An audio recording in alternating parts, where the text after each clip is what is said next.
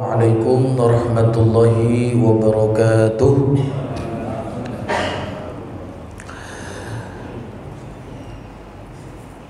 Innal hamdalillah nahmaduhu wa nasta'inuhu wa nastaghfiruh wa na'udzu billahi min shururi anfusina wa sayyiati a'malina. Man yahdihillahu fala mudhillalah wa man yudlil fala hadiyalah. Asyhadu an la ilaha illallah wahdahu la syarika lah wa asyhadu anna Muhammadan abduhu wa rasuluh.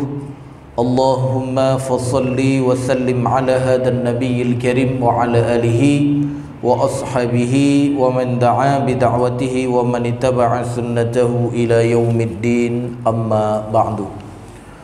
Jamaah subuh Masjid Al-Hidayah yang senantiasa dirahmati dan diberkahi hidupnya oleh Allah Ta'ala, kita bersyukur masih diberikan nikmat amal soleh. Karena nikmat beramal soleh itu adalah menunjukkan orang-orang yang diberi taufik oleh Allah Subhanahu wa Ta'ala, ya. Dan juga nikmat amal soleh itu bisa jadi satu kenikmatan tersendiri untuk orang yang tidak beramal soleh, ya.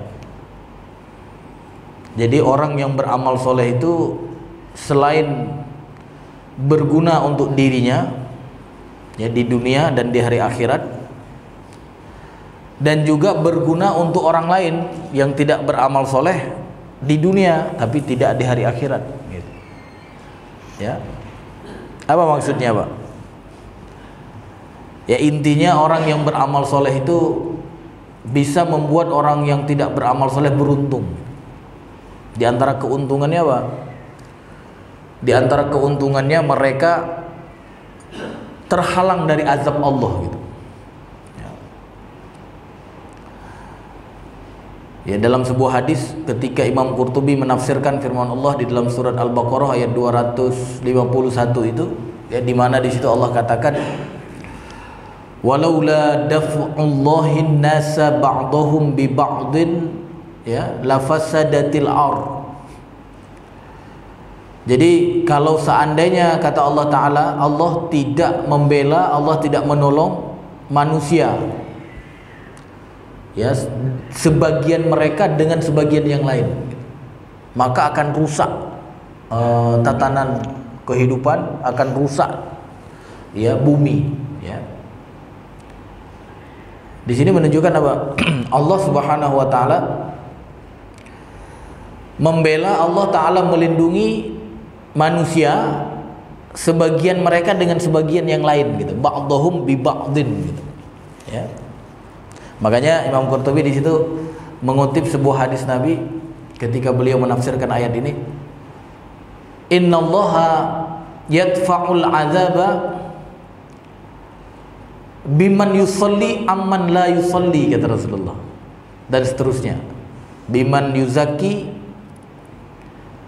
amman la yuzaki, biman yasum amman la yasum, dan seterusnya, ya. Jadi Allah Ta'ala menghindari, Allah Ta'ala menahan, Allah Ta'ala tidak mengazab, gitu, ya. Tidak mengazab siapa? Ya, tidak mengazab sebagian manusia, ya. Dengan apa Allah tidak mengazab? Ya, yadfa'ul azab, menahan azab, ya, biman yusolli, dengan yang sholat, gitu, dengan yang puasa, dengan yang haji, dengan yang zakat, dari yang tidak melakukan haji, sholat, puasa, gitu. Jadi orang sholat itu bisa menjadi apa? Menjadi penghalang, ya, penghalang azab untuk yang tidak sholat, gitu. Makanya amal soleh itu saya katakan tadi, selain bermanfaat untuk yang melakukan, bermanfaat juga untuk siapa? Untuk yang tidak melakukan. Sehingga yang tidak melakukan jadi enak tidur pagi ini misalnya, gitu, gitu ya. Benar gak? Ya, kalau tidak bisa jadi nggak aman, Pak. Karena azab Allah bisa datang kapan? Kapan saja. Makanya bersyukurlah kepada Allah. Ya. Ya, di antara hamba-hamba Allah yang kalau di Indonesia ya ratusan juta apa ya? 200 sekian juta gitu ya. Kalau di dunia apalagi Pak ya? Miliaran ya, miliaran ya. Bermiliar-miliar gitu. Jumlah kaum muslimin aja hampir 2 miliar kan. Berarti kalau total manusia berapa, Pak?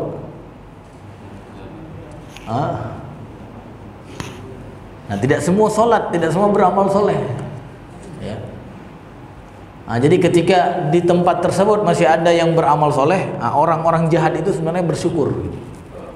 Bersyukur gitu. Kenapa? Bisa membuat terhalang dari azab Allah gitu.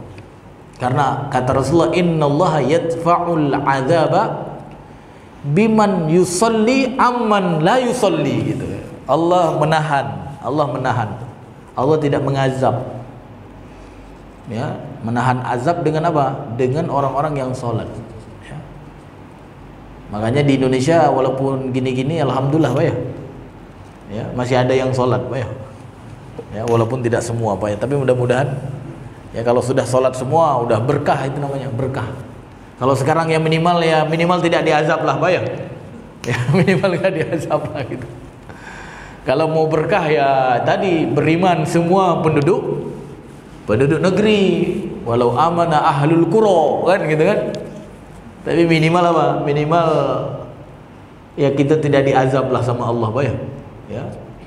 Tapi mudah-mudahan ya ini amal soleh ini bisa menular untuk yang lain sehingga apa Pak?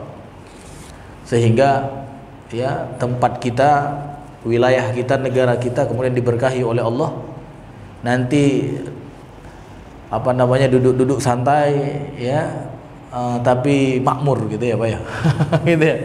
Kalau sekarang kerjanya banting tulang, peras keringat, apalagi Pak? Kayaknya berat gitu ya. Karena apa? Di antaranya bisa jadi tidak berkah Pak ya. Ya. Tapi Bapak Ibu dirahmati Allah, kajian kita hari ini adalah lanjutan ya ayat-ayat ahkam atau ayat-ayat yang terkait dengan hukum. Insyaallah hari ini kita bahas firman Allah dalam ayat 233 yang terkait dengan ketentuan penyusuan. Nah ini penting Pak. Ketentuan penyusuan gitu. Ya. Artinya apa? Ya menyusui anak gitu. Ya, nanti kita akan tahu sebenarnya menyusui anak itu kewajiban siapa gitu Pak ya. Ya. Jadi kewajiban menyusui anak kalau yang kita tahu kewajiban siapa Pak?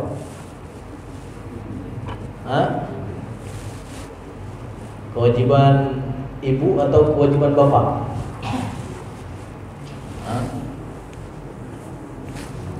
Nanti kita baca Pak ya.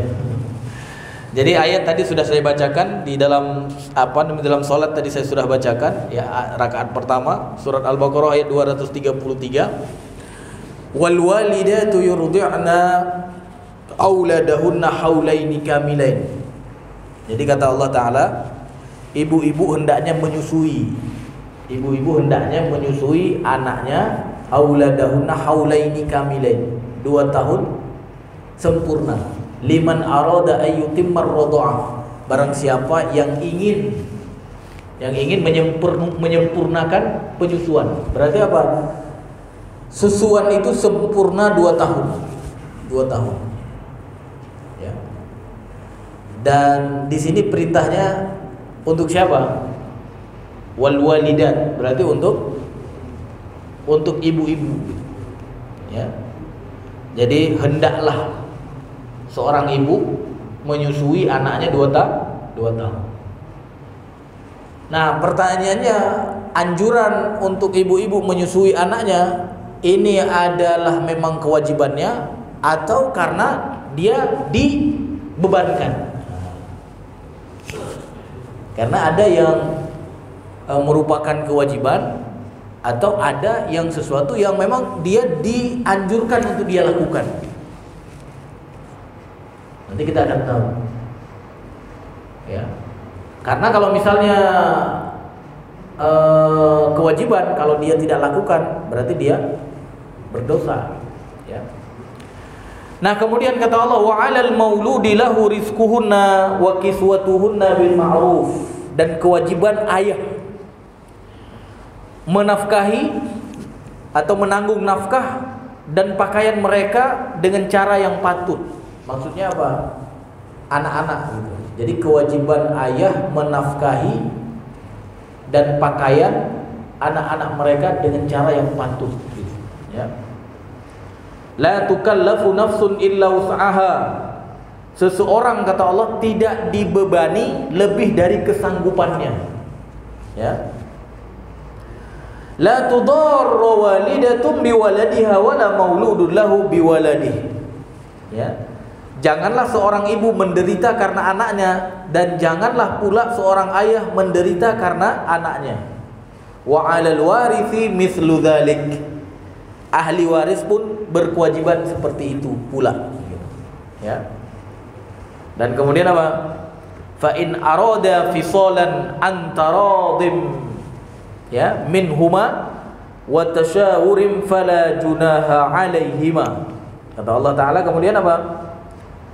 Dan jika kamu ingin menyusukan anak kamu kepada bukan itu, dan apabila keduanya ingin menyapih, ya. Jadi arti dari fisolan itu menyapih. Apabila ingin menyapih, ya, anaknya, itu harus dengan persetujuan keduanya. Artinya apa?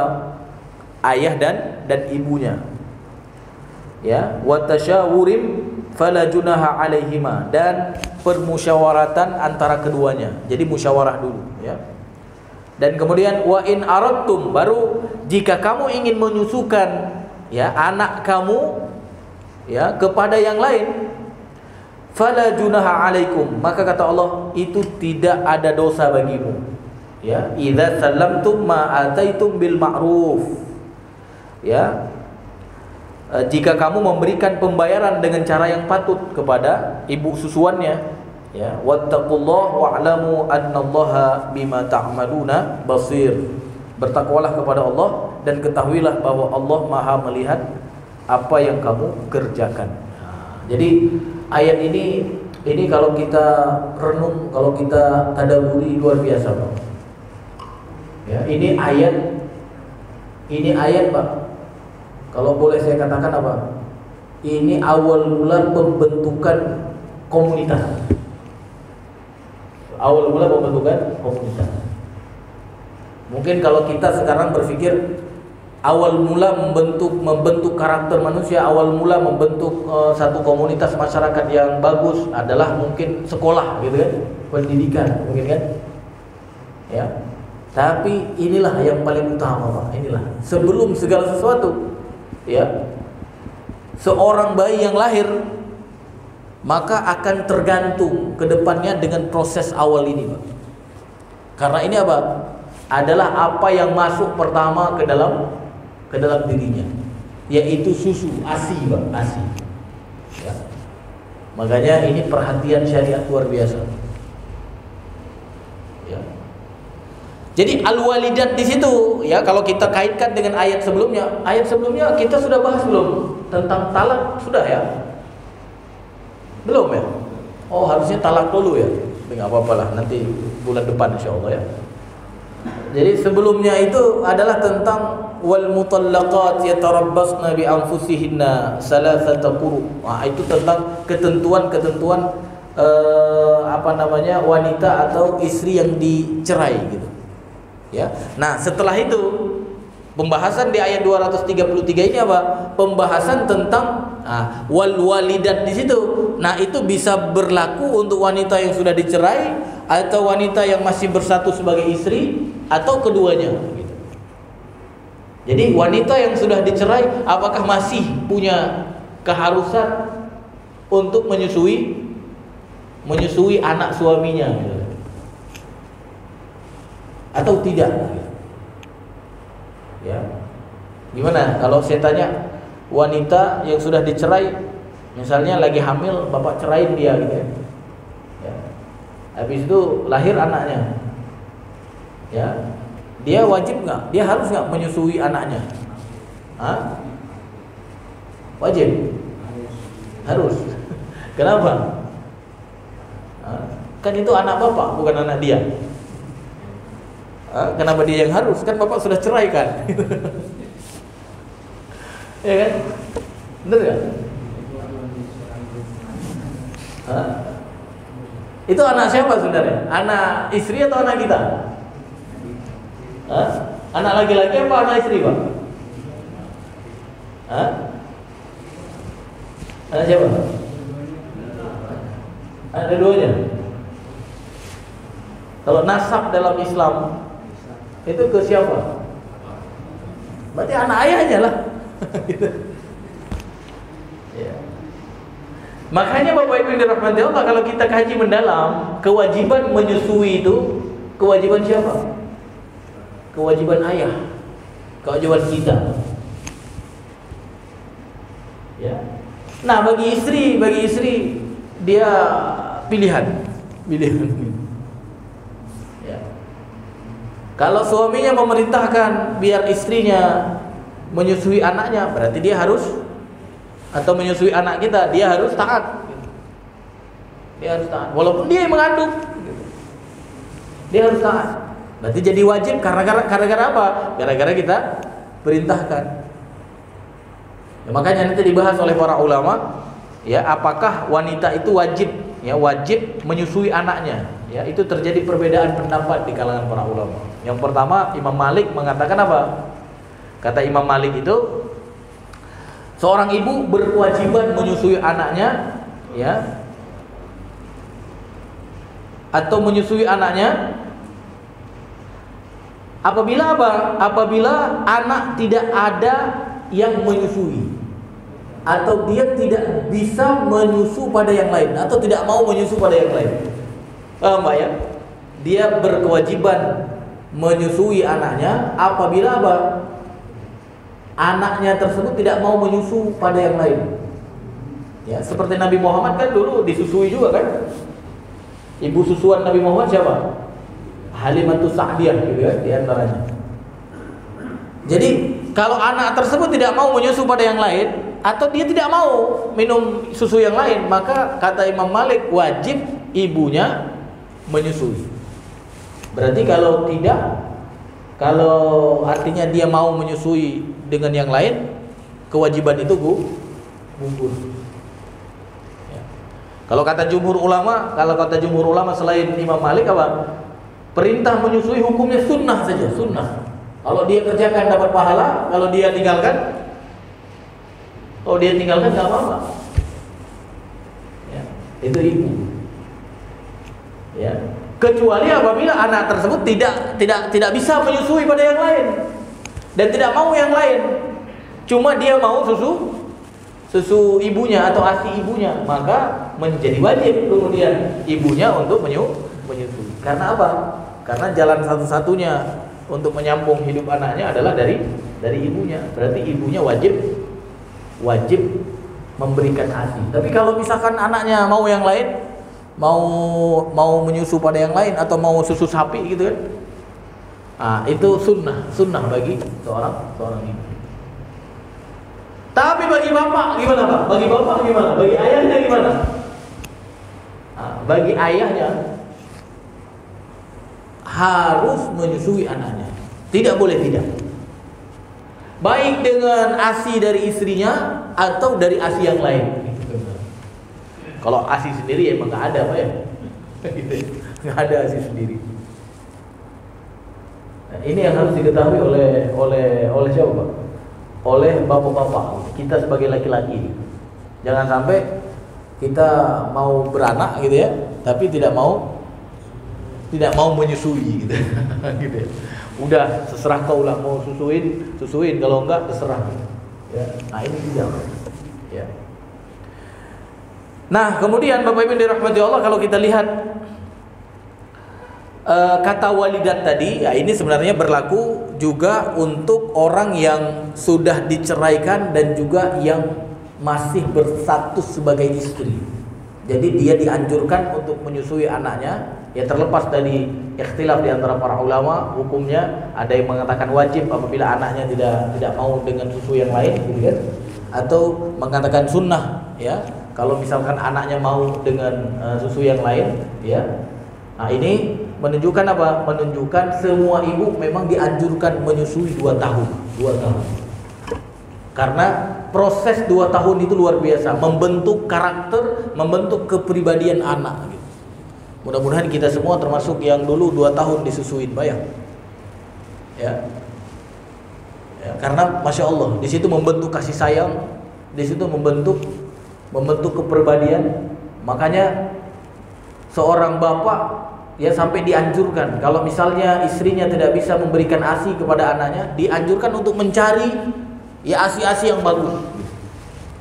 Maksudnya apa? Ya seperti Rasulullah dulu, ya dikirim ke kampung misalnya kan, nyari di kampung gitu.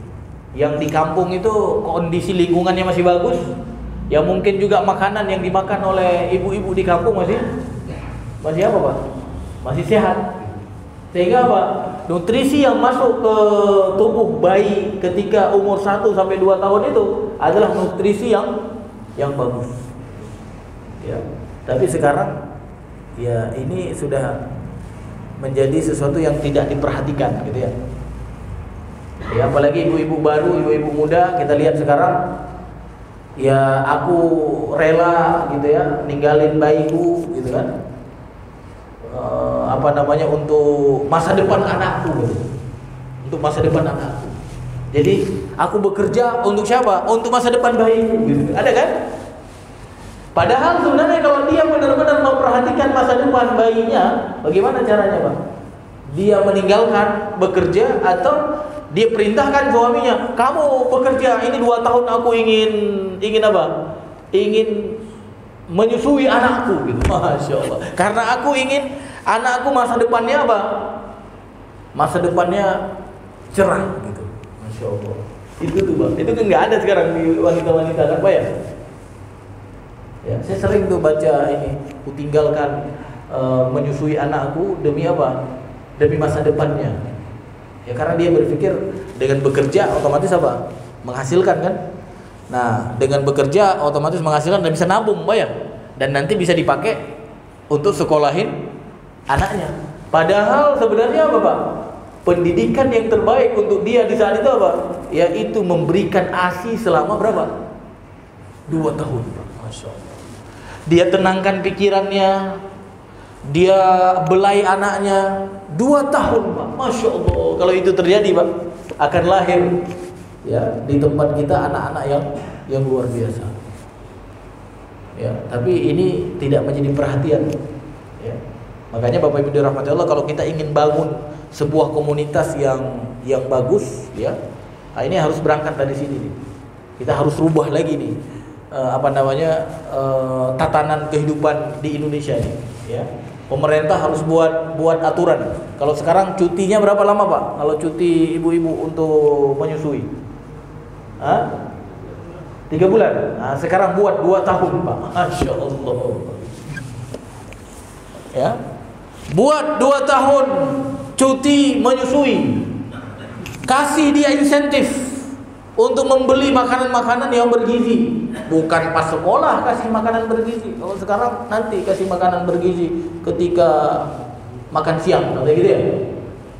Ya, susu gratis kata gitu ya. Ya, entah benar apa enggak? Benar apa enggak? Nah, setelah dilantik nanti kita lihatlah nanti ya. Susu katanya ya. Minum susu gratis. Nah, ini sebenarnya udah enggak ini, Pak. Enggak ini lagi, enggak berfungsi lagi sebenarnya untuk kecerdasan anak, untuk enggak. Karena itu cuma nutrisi yang masuk dan kemudian keluar lagi. Yang untuk sehat itu oke mungkin Pak ya. Tapi 2 tahun ini Pak, 2 tahun ini. Nah, ini mudah-mudahan nanti kampanye berikutnya ada yang membawa program ini Pak ya. Ya, karena di antara menang calon pemimpin kemarin itu ya calon presiden yang terpilih kayaknya di antara programnya itu kayaknya Pak ya. Disukai masyarakat kan, wah dapat susu gratis Pak ya. Gitu ya. Walaupun katanya berubah-ubah juga gitu kan. Nah, mudah-mudahan nanti ada nih Pak Kades Mana ada calon RW, calon kepala desa, gitu. Tapi nggak bisa Pak kepala desa apa ya? Gimana mau cuti 2 tahun gitu ya? Ya. Bisa nggak? Mungkin nggak Pak? Gimana Pak Mizan? Mungkin nggak cuti 2 tahun untuk ibu-ibu yang bekerja untuk kemudian memberikan nutrisi yang terbaik untuk anaknya? Gimana Pak? Bisa nggak? Gimana Pak Mizan? Bisa kan? Yo, luar biasa itu. Ya. Kalau negara-negara lain ya seperti apa namanya kayak Qatar aja, orang nikah aja dikasih subsidi kan. Orang beranak dikasih apa namanya insentif kan gitu kan. Beranak aja dikasih insentif gitu ya. Masa ini udah lahir cuti 2 tahun dikasih apa namanya makanan-makanan yang bergizi dan dia bisa menenangkan diri dan dia kemudian apa? Merawat anaknya, Masya Allah Pak. Berarti 12 tahun setelah program itu 12 tahun setelah program itu akan lahir generasi unggul di Indonesia. Nggak lama berarti Pak ya? Nggak lama. Karena 12 tahun dia sudah balik Pak ya. Kalau sudah balik dia sudah dewasa. Sudah 12 tahun dia sudah menjadi apa? Sudah menjadi manusia yang berpengaruh. Kalau sekarang udah 21 tahun masih minta apa? Masih minta jajan, masih minta nenek gitu Pak ya. Maksudnya minta jajan katanya. Ya. Jadi Bapak Ibu yang dirahmati Allah, ya ini ayat luar biasa. Makanya dijelaskan oleh Allah Taala dengan detail. Wal walidatu yurdi'na auladahunna haulaini kamilain. Masya Allah. 2 tahun. Ya, walaupun memang hukumnya tidak wajib nanti menyempurnakan 2 tahun itu wajib atau tidak. Nah, ini dibahas oleh Allah Taala kan di ayat lanjutannya tadi, ya. Allah Subhanahu wa taala mengatakan apa? Kalau kamu berdua artinya suami istri itu ingin menyapih sebelum 2 tahun. Menyapih sebelum 2 tahun, boleh apa tidak? Boleh, tapi dengan catatan mereka berdua sepakat gitu. Mereka sepakat. Kalau nggak sepakat, nggak boleh.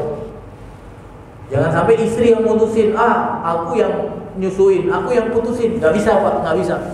Kalau suaminya katakan nggak boleh, kamu harus susuin 2 tahun, harus dijalankan oleh istri. Karena sebenarnya kewajiban menyusui itu adalah kewajiban suami. Cuma kalau sekarang yang ada di masyarakat kan, kayaknya semua keputusan istri, benar nggak Pak? Ya, istri nggak mau lagi nyusuin, akhirnya apa? Berhenti. Padahal itu harus apa?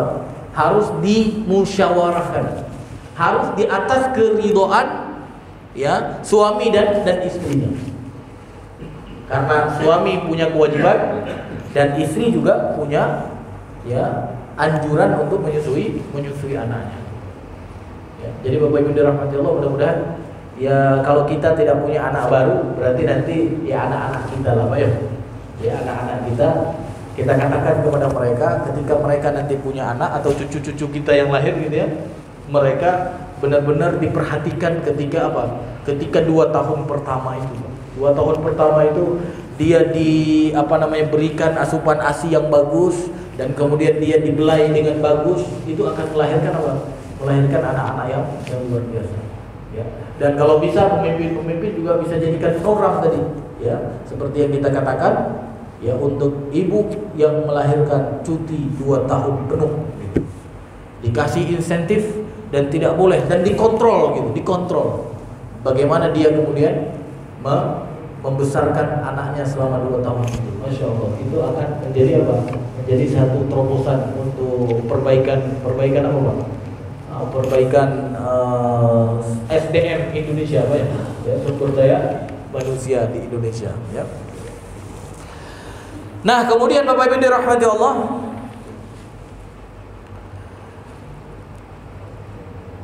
berapa lama batas menyusui yang sampai menjadikan seorang itu menjadi mahram? Nah, ini penting Pak ya.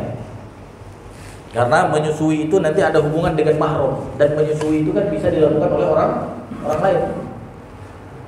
Apabila seorang anak disusui oleh ibu yang lain, maka apabila memenuhi syarat dia akan menjadi mahram.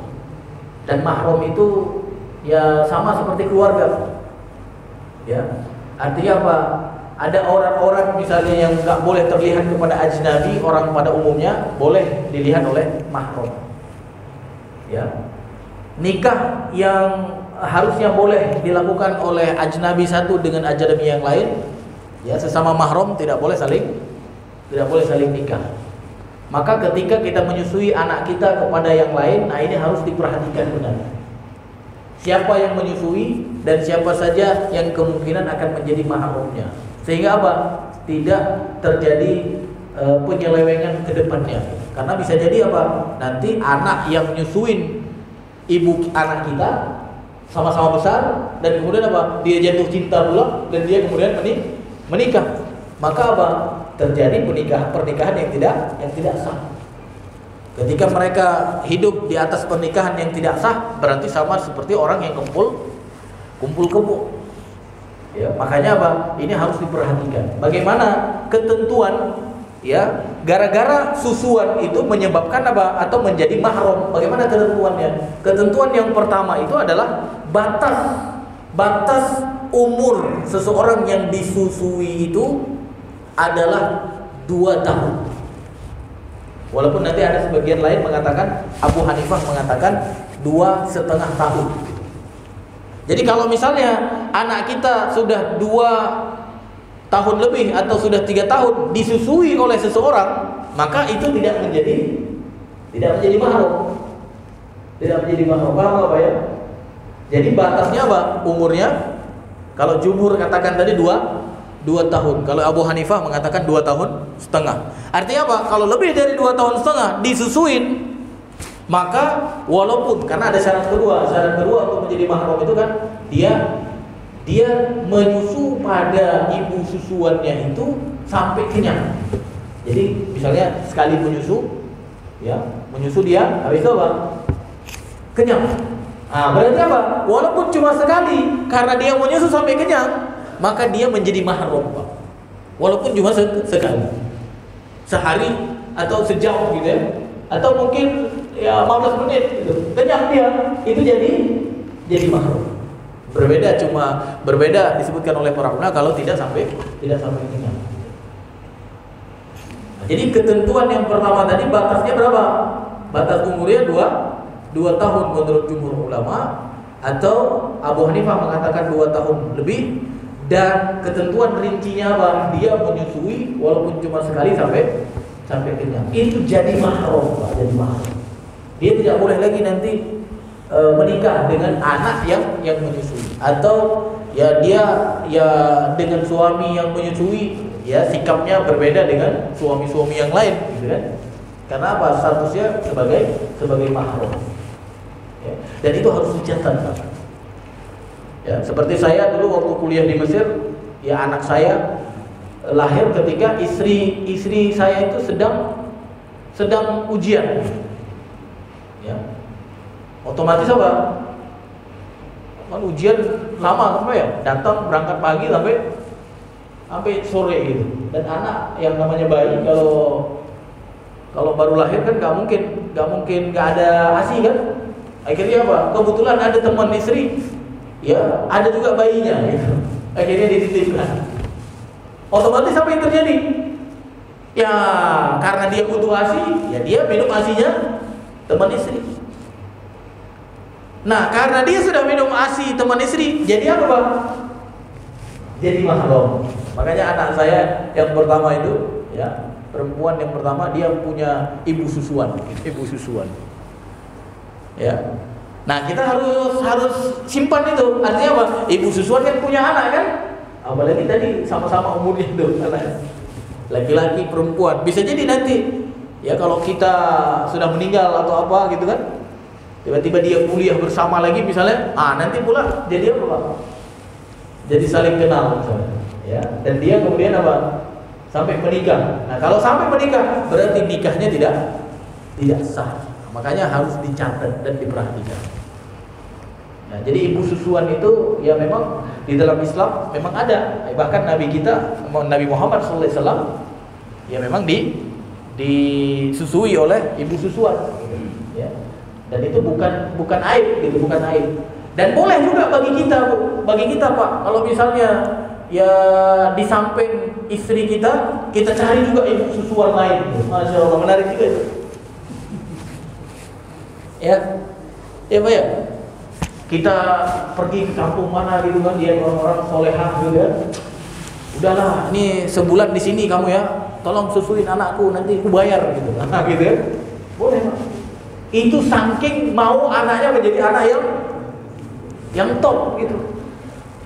Kalau sekarang kan yang kita pikirkan kan apa Pak? Nantilah sekolah aja nanti gitu. Kita kirim kemana? Tapi belum terpikir kan bagaimana mengirim dia mendapatkan ASI yang bagus, belum Pak ya? Nah, itu bagus Pak. Cuma belum kayaknya ya, di tatanan masyarakat kita belum Pak ya. Di mana kira-kira ibu-ibu yang masih bagus di mana Pak? Di Indonesia. Nah, susah juga nyarinya ya. Jadi kita minta dia menyusui anak kita. Masya Allah, itu menarik ya. Sehingga apa? Menjadi pribadi-pribadi yang luar biasa ya. Jadi itu ketentuan yang kedua ya, batas menyusui sampai menjadi mahram gitu Pak ya. Dan kemudian juga ada kalimat yang ada di dalam ayat yang kita bacakan tadi apa? Wa 'alal warithi mithlu dzalik, kata Allah. Wa 'alal warithi mithlu dzalik artinya apa? Ya, yang mendapatkan warisan ya seperti itu juga ya, kewajiban terhadap dirinya. Jadi maksud wa 'alal warithi mithlu dzalik di ayat ini apa? Anak itu sendiri. Jadi bayi itu yang lahir, maka dia itu punya kewajiban menafkahi dirinya apabila dia punya harta. Tapi apabila dia tidak punya harta, maka dia dinafkahi oleh wali. Dinafkahi oleh wali. Ya. Makanya wali yang paling dekat dari seorang anak kan ayahnya Pak ya. Ya. Makanya ada wali nikah kan? Ya, kita menikahkan anak kita karena kita sebagai apa? Sebagai walinya. Nah, kalau nggak ada orang tuanya, nah dicari wali yang apa namanya? Yang setelah orang tua yang dekat siapa gitu misalnya, saudara gitu, saudara kita, itu wali. Nah, anak seorang manusia yang lahir itu, Pak, dia wajib dinafkahi yang pertama oleh wali yang paling dekat, berarti yang pertama orang tuanya. Kalau tidak ada orang tuanya, maka adalah yang terdekat setelahnya.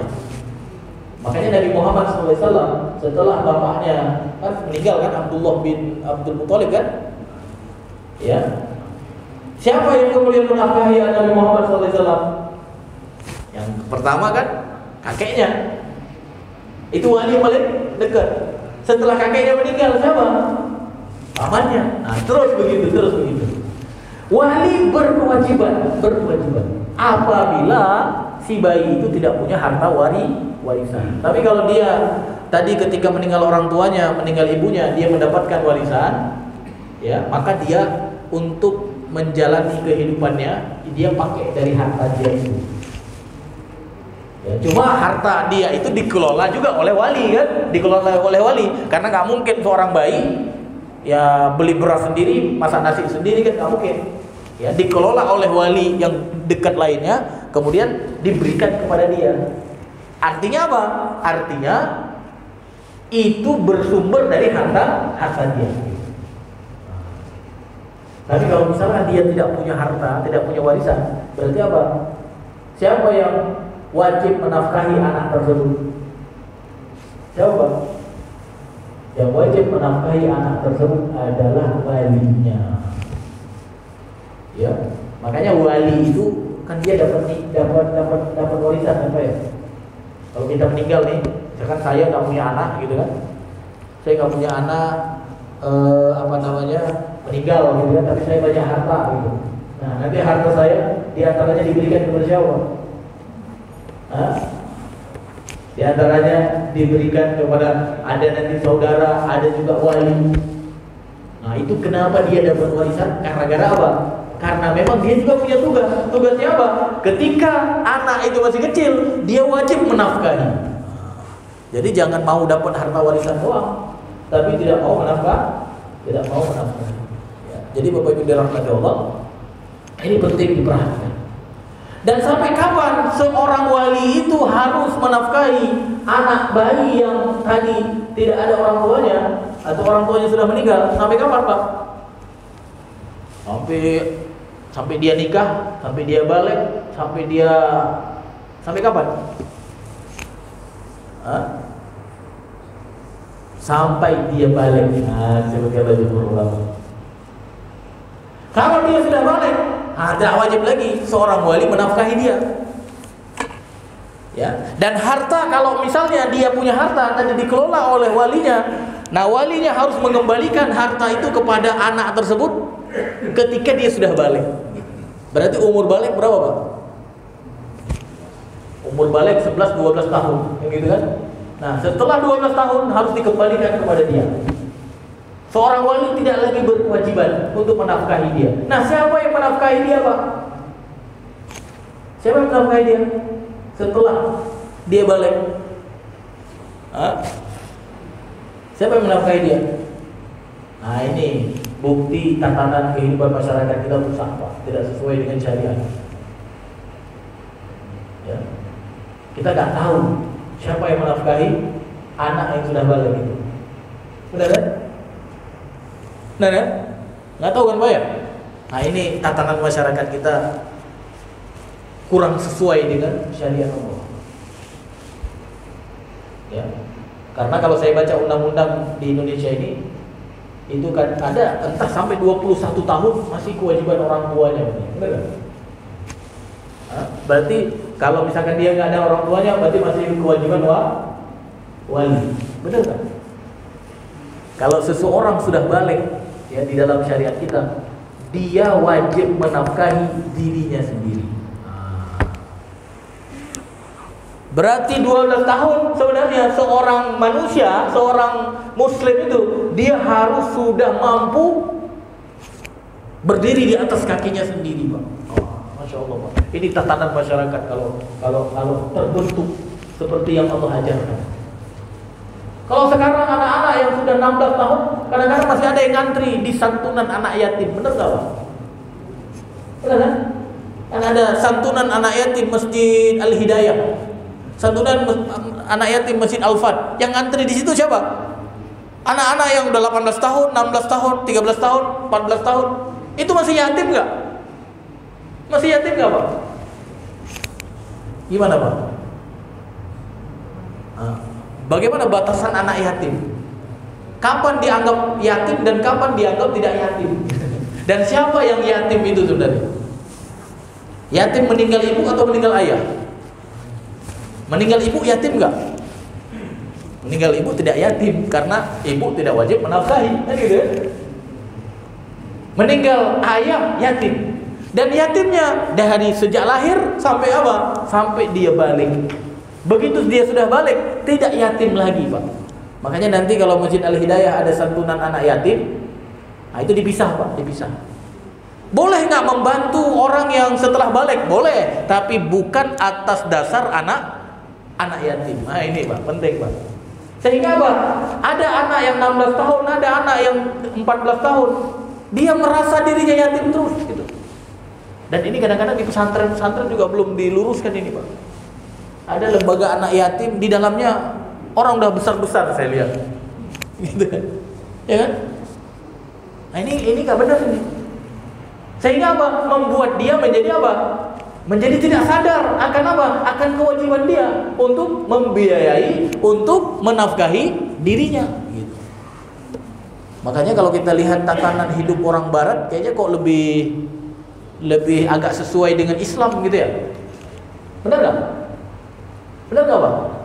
Orang Barat itu saya nggak tahu benar apa tidak. Jadi kalau sudah dewasa gitu ya, itu sama orang tuanya seperti dibuang gitu. Artinya disuruh apa namanya? Disuruh mandiri. Gitu. Nah ini belum ada di tatanan kehidupan kita sekarang. Ya cuma nggak buang juga. Maksudnya apa? Kalau kita apa? Suruh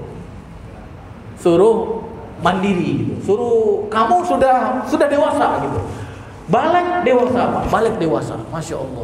Kalau itu terjadi, Pak, akan lahir tuh generasi-generasi 13 tahun, 14 tahun, memerangi. Kan dulu sejarah dalam Islam kan luar biasa Pak ya. Yang bunuh, yang potong tangan Abu Jahal itu kan umur berapa itu? 14-15 tahun kan? Yang pimpin pasukan untuk menaklukkan Rum. Ya ketika Rasulullah mau wafat itu kan dikirim oleh Rasulullah SAW Usama kan? Usama itu umurnya berapa Pak? 17 tahun. Pimpin perang Pak. Masya Allah. Kalau sekarang 17 tahun masih apa Pak? Masih ngantri di santunan anak yatim. Nah ini gara-gara apa? Gara-gara tadi pendidikan kita atau hidup kita tidak sesuai dengan yang diarahkan oleh Allah dan Rasulnya. Jadi kita ya tidak mengetahui batas-batas yang telah ditentukan oleh syariat. Ya. Jadi Bapak Ibu dirahmati Allah, mudah-mudahan ya kita prakteklah nanti Pak ya. Kalau di Masjid Al-Hidayah ada santunan tadi, kemarin saya temukan ada masjid yang seperti itu. Dia mengakui sendiri, oh di daftar kami ada anak-anak yang sudah 16 tahun Ustaz, tapi masih kami anggap sebagai anak yatim gitu. Ya. Mudah-mudahan nanti bisa dipisah. Bukan berarti tidak boleh bantu orang yang 16 tahun, 17 tahun nggak boleh bantu, bukan. Tapi santunannya bukan atas nama anak yatim. Itu yang penting. Jadi anak yatim itu dihitung dari sejak dia lahir tidak ada ayahnya sampai kemudian apa? Dia balik. Begitu dia balik, dia wajib menafkahi dirinya sendiri. Dan kita sebagai orang tua pun harus sadar Pak, sebenarnya tidak punya kewajiban lagi menafkahi anak kita yang sudah balik. Tidak punya kewajiban lagi ya. Nah kita bantu kemudian anak kita yang kurang mampu, itu bantuan lain, bukan nafkah yang wajib. Nah, itu harus diketahui oleh anak kita. Sehingga apa? Anak kita cepat mandirinya, cepat besarnya Pak. Kalau sekarang ada yang 21 tahun masih apa Pak? Masih apa namanya? Masih di bawah keteak siapa? Keteak mana gitu. Jadi ini pendidikan, Pak, pendidikan. Ya. Jadi ya sebenarnya seperti apa yang terjadi fenomena di Indonesia, misalnya masalah pemimpin umurnya sekian, ya sebenarnya itu ya nggak perlu dipermasalahkan juga sebenarnya. Asal dia mampu, walaupun anak muda boleh gitu kan. Cuma kan di kita belum kan Pak ya. Makanya kemarin termasuk calon-calon pemimpin yang muda-muda itu kan dengan berbagai macam cara kan dihalang-halangi kan. Ya kan? Sebenarnya bukan, kalau saya sih bukan masalah umur. Kalau masalah umur, balik sudah cukup. Tapi apa? Tapi kemampuan. Nah, itu nanti ya, bicara kemampuan, kapasitas. Bisa nggak dia? Kalau kapasitasnya nggak bisa, walaupun masih muda, ya nggak diangkat gitu. Jadi pembahasan kita ya bagi kita orang-orang yang memahami syariat ya bukan pembahasan batasan umur saudara, tapi pembahasan kita adalah dia mampu atau tidak. Karena apa? Ketika seorang sudah balik itu dia sudah dewasa di dalam Islam. Kan di dalam Islam itu urutannya yang pertama sobi kan? Sobi itu artinya anak kecil, bayi lah. Itu sampai umur berapa? Ya. Itu nanti yang membedakannya adalah tamyiz. Tamyiz itu umur 7 tahun. Dan setelah tamyiz balik. Ya, setelah tamyiz balik.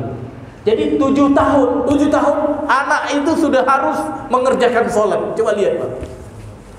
Murru auladakum, perintahkan anakmu untuk sholat, dan dia umur berapa? 7 tahun. Makanya disebutkan oleh para ulama umur tamyiz itu membedakan antara yang baik dan buruk itu umur 7 tahun. Berarti dia sudah tahu beda antara yang baik dan yang buruk. Kalau umur 7 tahun dia belum bisa membedakan antara tai ayam dan coklat, berarti bapaknya kayaknya kurang mendidik dengan baik. Karena apa? Ya fitrahnya umur 7 tahun itu dia sudah tamyiz. Diperintahkan 8 tahun sholat, diperintahkan 9 tahun sholat, diperintahkan 10 tahun tidak sholat, disuruh apa? Disuruh pukul. Setelah balik Setelah balik nggak lagi kewajiban orang tuanya. Suruh pukul ketika umur 10. Kalau sudah balik, langsung di bawah kendali Allah Ta'ala. Allah bebankan dia. Makanya dinamakan dengan apa? Taklif. Ya, mukallaf itu orang yang dibebankan itu adalah ketika balik. Itu sudah dibebankan sama Allah. Bukan tugas kita lagi membebankan. Tugas kita cuma mengingatkan. Karena dia sudah dibebankan oleh Allah Ta'ala. Dia dibebankan sholat. Dia dibebankan, kalau dia punya harta, dibebankan zakat. Kalau dia punya, berarti punya istri, punya anak, dibebankan untuk menafkahi gitu. Itu sudah dibebankan oleh Allah. Bukan kita lagi yang bebankan, Pak gitu. Kalau dia lakukan, dia dapat pahala. Kalau dia tinggalkan, dia dapat dosa. Nah, orang tuanya cuma ngontrol saja, cuma ngontrol. Ya, tidak lagi membebankan. Karena apa? Dia sudah dibebankan oleh Allah. Makanya di sini disebutkan apa? Menunjukkan umur balik itu sudah dewasa. Sudah dewasa. Karena kenapa? Allah saja sudah bebankan. Allah sudah bebankan. Allah sudah percaya sama dia. Ya, artinya apa? Kalau dia salah, dia dikasih dosa. Berarti kan Allah sudah percaya sama dia kan? Cara berpikirnya berarti sudah sampai gitu. Karena kalau misalkan tidak sampai, nggak mungkin dikasih dosa sama Allah kan? Ini apa? Ketika balik itu dia meninggalkan sholat, dosa. Tapi sebelum balik masih belum dibebankan. Makanya Bapak Ibu dirahmati Allah, kita harus melihat di dalam pendidikan generasi itu ya dari sejak awal, sehingga insya Allah ke depan ada anak-anak kita 13 tahun gitu kan, mimpin pasukan nanti insya Allah ya. Ada anak kita 15 tahun gitu kan, punya ide-ide cemerlang gitu kan, masya Allah, itu luar biasa ya. Baik Bapak Ibu dirahmati Allah, saya bacakan kesimpulan Pak ya. Kesimpulan dari ayat atau surat Al-Baqarah ayat 233. Yang pertama, ibu berkewajiban menyusui anak-anaknya sebab air susu ibu atau ASI yang lebih baik bagi anak-anaknya. Artinya apa? Ya, dianjurkan untuk menyusui anaknya. Yang kedua apa? Nasab anak-anak diarahkan kepada ayah. Jadi nasab anak-anak diarahkan kepada ayah. Makanya saya katakan tadi, semua anak-anak yang lahir adalah anak-anak siapa? Anak-anak ayah. Kecuali anak Rasulullah. Kalau Rasulullah itu ya walaupun anak perempuan, ya nasabnya kembali kepada Rasulullah. Itu pengecualian namanya, ya. Dan yang ketiga apa?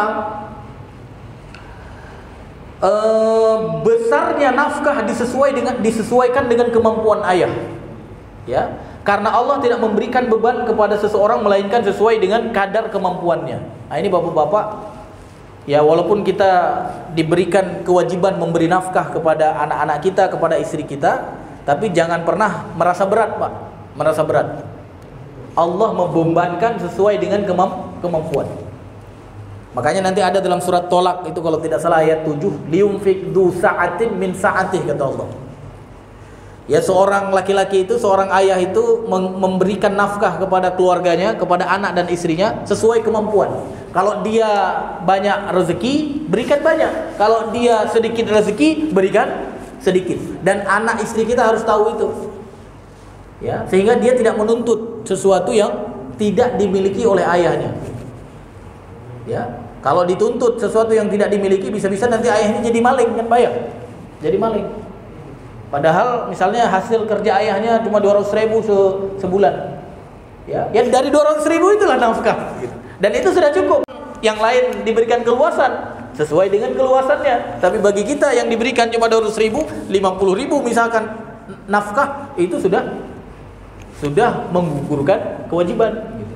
Jadi liyunfik du sa'atin min sa'atih. Besarnya nafkah disesuaikan dengan kemampuan ayah. Karena Allah tidak memberikan beban kepada seseorang melainkan sesuai dengan kadar kemampuannya. Dan yang keempat, nafkah untuk anak-anak yang masih di bawah umur. Nah, tadi kan nafkah untuk anak-anak yang masih di bawah umur, yang belum balik. Apabila ayahnya telah tiada, menjadi kewajiban siapa? Menjadi kewajiban ahlu waris. Artinya apa? Walinya yang memberikan nafkah. Makanya bapak-bapak lihat-lihatlah, ada nggak keluargaku yang anaknya tidak ada yang menafkahi, maka segera ambil alih tugas itu, sesuai kemampuan, ya. Dan kemudian apa? Penyapihan anak sebelum umur 2 tahun harus dilakukan dengan musyawarah, di antara kedua orang tua, ya. Ini kesimpulan dari pembahasan kita pada hari ini. Apabila ada pertanyaan sebelum kita tutup, dipersilahkan. Ya, khair insyaallah ya.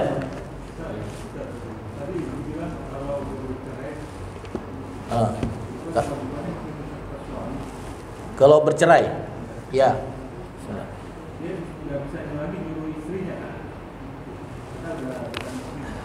Kewajiban apa nih? Kewajiban apa yang dibebankan kepada suami setelah bercerai? Kewajiban ngurus anak atau ngurus dia? Kewajiban menyusui setelah cerai. Nah, itu disebutkan nanti oleh para ulama, khususnya kalau tolak bain. Ya, kalau tolak bain, artinya tolak bain itu tolak yang tidak mungkin rujuk kecuali istri kita sudah nikah dengan yang lain. Maka istri tak punya kewajiban untuk apa? Untuk menyusui anak tersebut. Jadi, yang punya kewajiban menyusui anak tersebut siapa? Ayahnya. Jadi ayahnya boleh membayar istri dia itu yang sudah ditalak bain itu, ya, dibayar dia. Artinya apa? Diberikan upah gitu. Kan ini anakmu nih, kamu yang lahirkan. Ya, memang kamu nggak punya kewajiban lagi untuk menyusui, tapi aku mau kamu yang nyusui. Kami bayar, kami kasih kamu pakaian, kami bayar kamu 2 tahun. Nah, mau nggak? Nah, kalau dia mau, maka ibu tersebut ya boleh menyusui anak tersebut. Kalau dia nggak mau, berarti suaminya harus cari ibu susuan yang lain. Ibu susuan yang lain harus dicari oleh suaminya. Artinya apa? Istrinya nggak punya kewajiban apa-apa lagi terhadap anak tersebut. Kalau dia sudah ditalak bain, talak yang tidak mungkin untuk kembali. Tapi kalau masih talak roj'i tadi, nah ini jadi pembahasan para ulama tadi. Kalau misalnya memang bayi ini nggak ada yang menyusui gitu, ya, dan nggak mau menyusu pada yang lain, dan nggak mau minum ASI yang lain gitu, maka si istri punya kewajiban. Tapi kalau dia sudah talak bain, artinya talak yang tidak bisa balik lagi, itu murni tugas suami. Jadi kalau kita nggak bisa cari ibu yang lain, ya berarti kita beli susu sendiri, Pak. Cuma jadi susu sapi, Pak, ya. Bukan susu apa namanya? ASI, Pak, ya. Yang terbaik itu adalah ASI. Wallahu alam bisawab, ya. Silakan, Pak.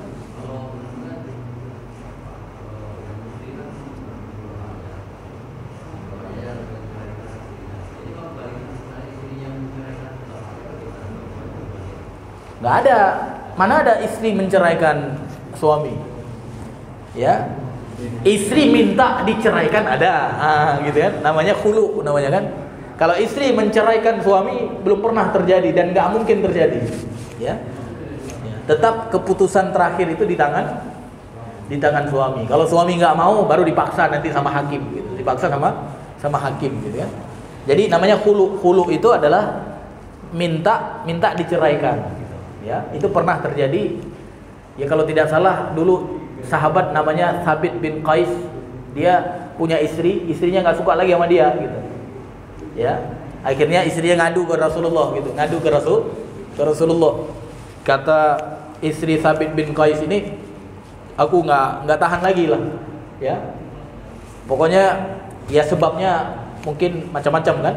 Tapi intinya dia minta kepada Rasulullah SAW fatwa, gitu. Maka kemudian Rasulullah SAW mengatakan apa kepada si suaminya itu kan? Maka suaminya itu mengatakan, aku mau saja menceraikan dia kalau dia mau membalikkan atau memberikan kembali apa yang dulu pernah aku berikan kepada dia. Jadi dia dulu pernah beri sesuatu, gitu kan? Aku mau menceraikan dia, tapi dengan syarat apa? Dia mengembalikan apa yang pernah ku beri. Maka ketika ditanya oleh Rasulullah SAW kepada istri Thabit bin Qais itu, gimana? Dia mau menceraikanmu, tapi dengan catatan apa? Kamu membalikkan gitu, memulangkan apa yang pernah dia beri. Istrinya malah bilang apa, Pak? Jangankan yang sudah dia beri, ku beri tambahan, katanya gitu. ku beri tambahan. Berarti istrinya banyak duit nih, Pak ya. Istri apa namanya, Thabit bin Qais itu banyak duit gitu. Ku beri tambahan gitu. Ya udah, akhirnya apa? Jadi, ya makanya syarat kalau seorang wanita itu memang mau minta cerai dari suaminya, dia harus mengembalikan apa? Mengembalikan mahar. Ya. Makanya kita, karena kalau misalkan kita yang ceraikan, kita kan dilarang untuk meminta apa yang sudah kita berikan. Ya, kan ada tuh, makanya pembahasannya sebenarnya sebelumnya yang tolak ya. Cuma saya pikir sudah gitu. Ya, ternyata belum ya.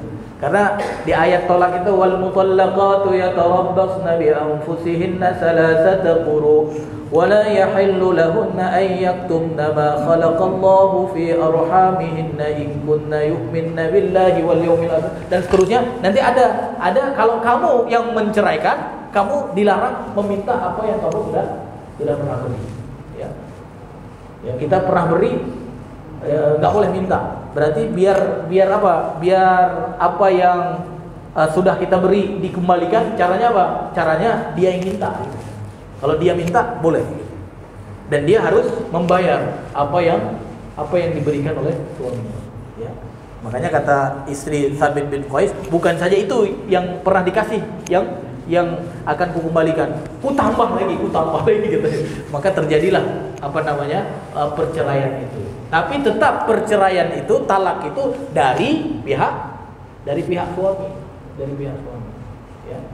Nah, karena sudah, kalau misalkan memang sudah talak bain, artinya apa? Tidak mungkin untuk kembali lagi. Maka anak tersebut, kalau dia punya anak, tetap anaknya menjadi nasab ayahnya. Dan kewajiban pun untuk menafkahi anak tersebut kewajiban ayahnya. Jadi istrinya ya bebas saja, menjadi bebas. Jadi itu berlaku umum. Mau dia yang minta cerai atau dia diceraikan, pokoknya kalau sudah pisah, anak itu menjadi kewajiban atau tanggungan siapa? Tanggungan ayah. Ya. Makanya ayah itu sebenarnya apa namanya, Pak? Tanggung jawabnya besar, gitu kan? Ya. Kalau istri itu, ya kita punya mantan istri tapi tak punya mantan anak, gitu kan? Kita punya mantan istri tapi tak punya mantan anak. Dan kewajiban itu terus berlaku sampai apa? Sampai anak kita balik. Kalau sudah balik, ya sudah. Ya, sudah balik sudah. Tapi kalau misalnya dia tetap belum mampu menghidupkan dirinya, artinya belum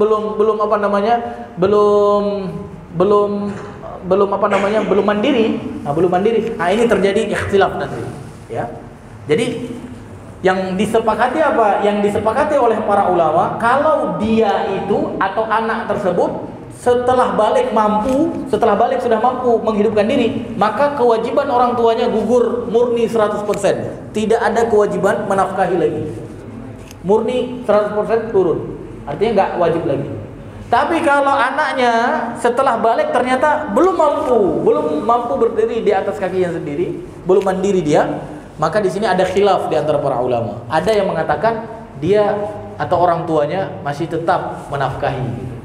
Ya, masih tetap menafkahi. Tapi sebagian yang lain mengatakan ya tidak, gitu, tetap tidak. Ya.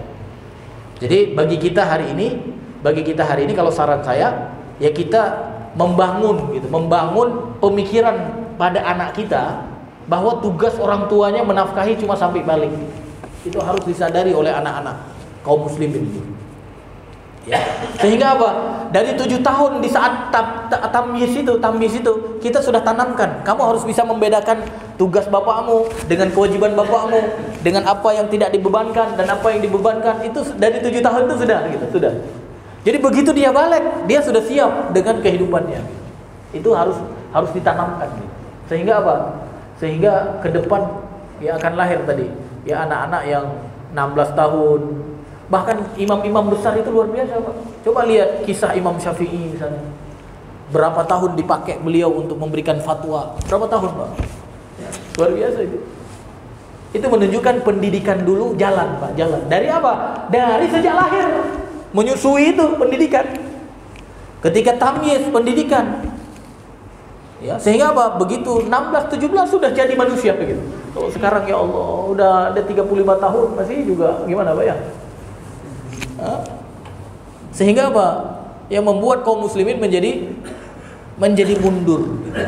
Ya. Jadi orang tuanya sibuk memikirkan anaknya yang sudah 35 tahun gitu. Harusnya memikirkan yang lain kan? Memikirkan ekspansi, memikirkan ini. Oh, orang Israel ekspansi, kita memikirkan tadi anak kita belum makan di pagi hari. Jadi itu yang harus kita perhatikan. Wallahu alam bisawab. Mudah-mudahan ya ke depan ya minimal berangkat dari kita lah, Pak ya. Dari kita sehingga apa? Muncul cara pendidikan yang benar, yang sesuai dengan Al-Quran dan Sunnah. Wallahu a'lam bishawab. Paham ya? Saya kira cukup, Bapak Ibu dirahmati Allah. Mudah-mudahan ya ini menjadi ilmu yang bermanfaat. Yang benar tentu dari Allah Subhanahu wa taala, yang salah ya syaitan yang mempengaruhi kita. Mudah-mudahan kita semua diampuni oleh Allah Subhanahu wa taala. Dan mudah-mudahan kita diberikan istiqomah oleh Allah Subhanahu wa taala di dalam kebaikan, di dalam amal soleh, ya, dan mudah-mudahan kita diberikan husnul khotimah dan kita semua dimasukkan ke dalam surganya Allah nanti di hari akhirat. Amin, amin ya rabbal alamin. Nakhtatim bi doa kafaratul majlis. Subhanakallahumma wa bihamdika asyhadu an la ilaha illa anta astaghfiruka wa atubu ilaik. Assalamualaikum warahmatullahi wabarakatuh.